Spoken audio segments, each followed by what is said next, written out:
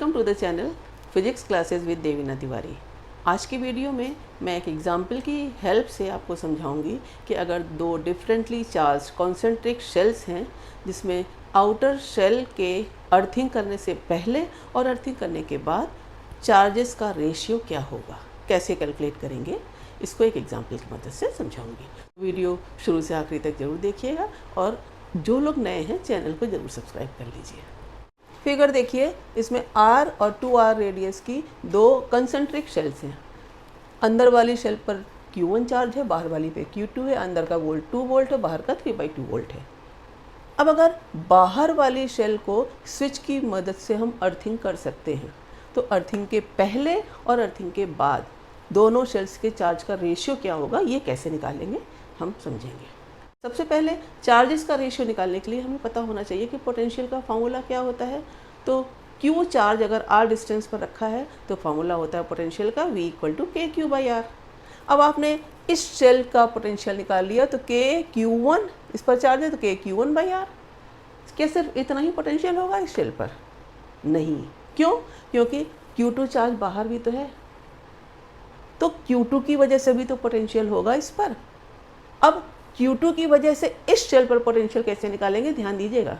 होगा formula V2 अगर है जो 3/2 वोल्ट है तो किसके बराबर होगा, KQ2 बाय ये जो डिस्टेंस है यहाँ की Q2 कहाँ बटा हुआ है 2R पे, तो यहाँ पर हम लिखेंगे KQ2/2R। वो पोटेंशियल होगा इस पे।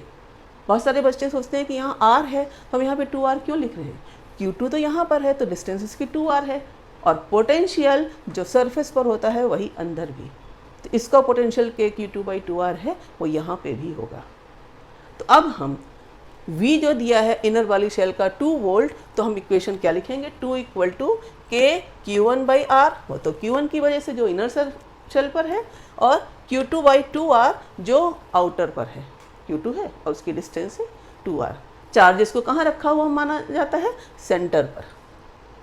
ठीक, अब आप देखिए यहाँ पर 2 = KQ1/R + Q2/2R, ये हो गया इनर शेल का पोटेंशियल। इसी तरह आउटर का निकालेंगे। आउटर के लिए क्या होगा, इसका जो Q1 है वो वहाँ पर क्या इफेक्ट डाल रहा है, तो क्या हो जाएगा KQ1/2R और Q2/2R तो है ये आउटर का। तो आउटर का पोटेंशियल जो दिया गया है 3/2 वोल्ट ये लिखा है और KQ1/2R + Q2/2R।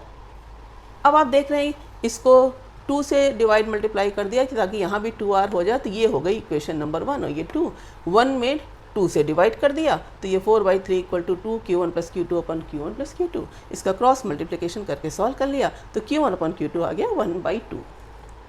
बस इतनी इक्वेशंस बनानी आपको आनी चाहिए, बाकी तो मैथमेटिकल ऑपरेशन सॉल्व कर लिया आपने। ये कब है, जब हमने कोई अर्थिंग नहीं करी।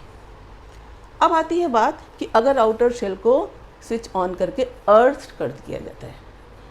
अर्थिंग का मतलब क्या होता है कि पोटेंशियल ऑफ आउटर शेल क्या हो जाएगा, 0। तो अब 0 = हम क्या लिखेंगे, KQ1-/2R। जब अर्थिंग कर देंगे तो चार्जेस बदल जाएंगे। तो आफ्टर अर्थिंग क्वेश्चन में लिखा है कि अब चार्जेस हो जाते हैं Q1- और Q2-।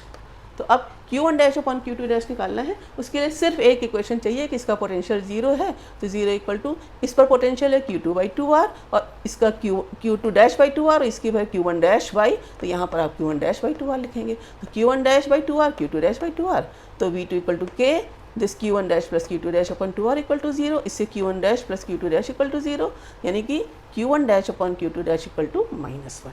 ये हो गया आउटर शेल को अर्थ करने के बाद दोनों शेल्स के चार्जेस का रेशियो।